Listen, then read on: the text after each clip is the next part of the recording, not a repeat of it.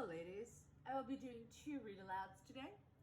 Lyle the Crocodile for Storywilla, and The Little Red Lighthouse, hopefully for both of you, but for Sutton. And the reader named Jill, your mother, recently fell and bopped out her face, which you will luckily see later. And to your enjoyment, you will laugh at my fat lips and my fat nose. This knee is not great, and yeah, haven't gotten a manicure in 31 years. So we will start with The Little Red Lighthouse, which we have talked about, and The Great Gray Bridge by Hildegard H. Swift and Lind Ward. Ooh, Ward is a good name, you guys. I like that, Ward. Ooh, this looks dramatic. Here we go. We've passed this a million times, you guys. Under the GW Bridge it lives. Once upon a time, a little red lighthouse was built on a sharp point of the shore by the Hudson River. This is true. It was round and fat and red. It was fat and red and jolly. And it was very, very proud. Behind it lay New York City, where the people lived. Oh, they live. They live. They're in those houses, ladies. There's the pit. Before it sailed the boats on which the people rode. Up and down sailed the boats. On and on rolled the river, all the way from Lake Tyr in the clouds. High up in the mountains came the Hudson River. It rolled down the mountains. It rolled and rolled and rolled past Albany. It rolled past New York, and it went on forever looking for the sea. Look at that cute little lighthouse. Uh-oh. Okay. Now the boats on the river talked to the Little Red Lighthouse as they passed. Hoot, hoot, how are you? Said the big steamer with its deep, throaty whistle. Salute, lisped the slender canoe as it slid along the shore.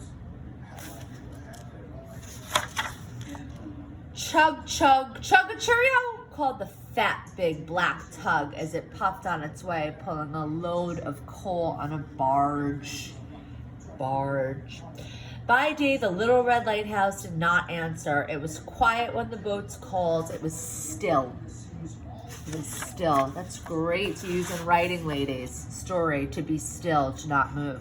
But every night, just as full of dark, a man came to tend the Little Red Lighthouse. He took out his jingling keys. He unlocked the small red door inside. He climbed its steep and winding stairs, up to the very top. He took off the thick white cap that let it sleep by day. He turned on the gas with a funny, small black key. Up flowed the gas from the 6 red tanks below. Hello, white lighthouse man. Hello. Then the Little Red Lighthouse spoke out plainly. Flash, flash, flash. Oh, plainly. Flash, flash, flash. 1 second on, 2 seconds off. Look out! Watch me! Danger! Danger! Watch my rocks! Keep away! Flash! Flash! Flash! It felt big and useful and important. What would the boats do without me? It thought, and it felt very, very proud. Ooh, that'd be a really cool painting, you guys, right? Isn't that so dope? I love that. Okay, continuing on. The boats saw the light and were safe. The boats saw it and they kept to their channel. The boats were grateful to the Little Red Lighthouse. Set night. Sometimes a fog crept up the river. Then the man came to wind up a big black clock inside the Little Red Lighthouse. He wound and wound and wound it. The clock was joined to an iron bell outside. The bell began to ring. Warning, warning, it said. Flash, said the light. Warning, said the bell. The Little Red Lighthouse had 2 voices then. Every day it felt bigger and bigger. Why, I am master of the river, it thought. Oh, this lighthouse thinks it's all that and a bag of chips. Let's see if it is. Then one day, a gang of workmen came and began to dig. They dug and dug and dug. Oh, no. By and by, great steel girders begin to rise up against the sky. That was a little difficult for Mama to read.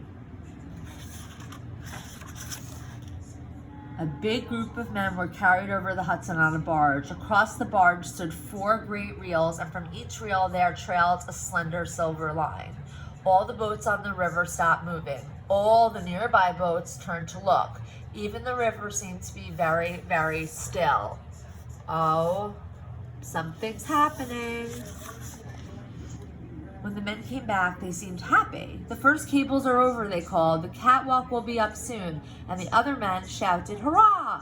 What do they mean, thought the Little Red Lighthouse. What are these things called cables that are over? Now the days and weeks went by. Every night the little lighthouse spoke plainly, flash, flash, flash. I wonder why they're so happy. Oh, I know. Every day it watched the strange new gray thing beside it grow and grow. Huge towers seemed to touch the sky. Strong loops of steel swept across the river. How big it was, how wonderful, how powerful. A great gray bridge spanning the Hudson River from shore to shore. It made the Little Red Lighthouse feel very, very small. You see how the text is very, very small, and then obviously in the picture, the lighthouse looks minute. Then one night, a great beam of light flashed from the top of the nearest gray tower. Flash, turn, flash.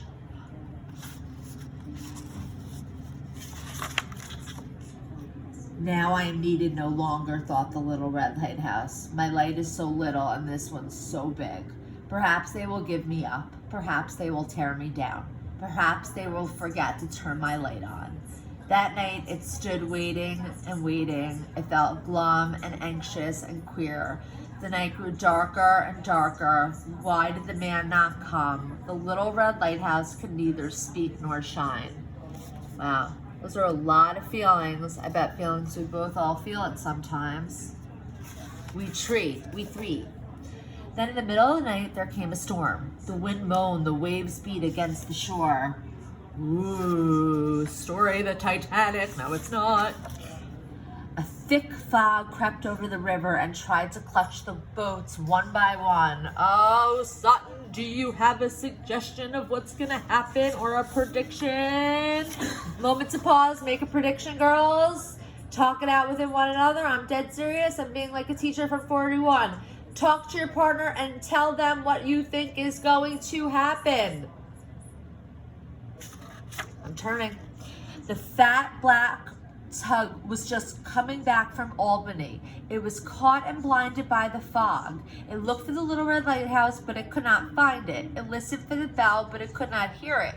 So thick the fog was, it could not see the light flashing high up from the great gray bridge. Crash, crash, crash. The fat black tugboat ran upon the rocks and lay wrecked. Oh, wow. And broken. Oh no, because it was looking for the Little Red Lighthouse to lead him. Then the great gray bridge called to the Little Red Lighthouse, "Little brother, where's your light?" "Am I a brother of yours, bridge?" wondered the lighthouse. "Your light was so bright that I thought mine was needed no more. I caught all the airplanes," cried the bridge. "I flashed to the ships of the air, but you are still the master of the river. Quick, let your light shine again, each to his own place, little brother." I bet he feels much better and much prouder. So the Little Red Lighthouse tried to shine once more, but thought it tried, it could not turn itself on. "This is the end of me," it thought. "This really is the end. My man will not come.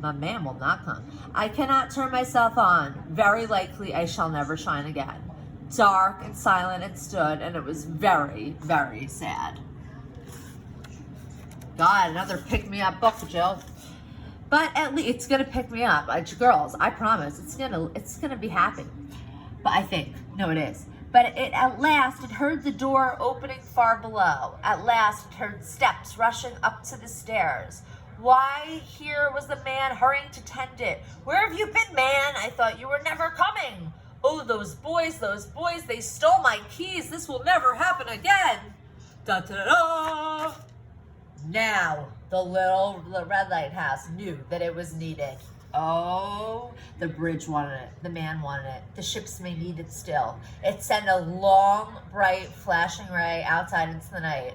1 second on, 2 seconds off. Flash, flash, flash. Look out, danger. Watch me. It called. Soon its bell was booming too.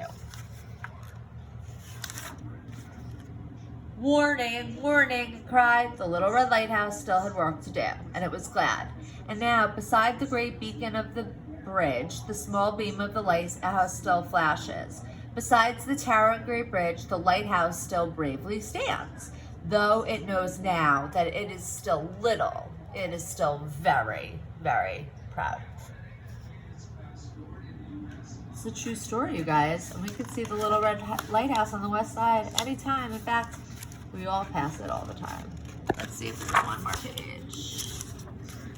And every day, people who go to the Riverside Drive in New York City turn to look at it. For there, they both are. The Great Gray Bridge and the Little Red Lighthouse. If you don't believe it, go see for yourselves. The end. And here's one last picture. It's like a panorama, if you will. These are the authors. It's a very old book. I will have to look it up when it was written. All right, Lyle for later. Love you. Bye.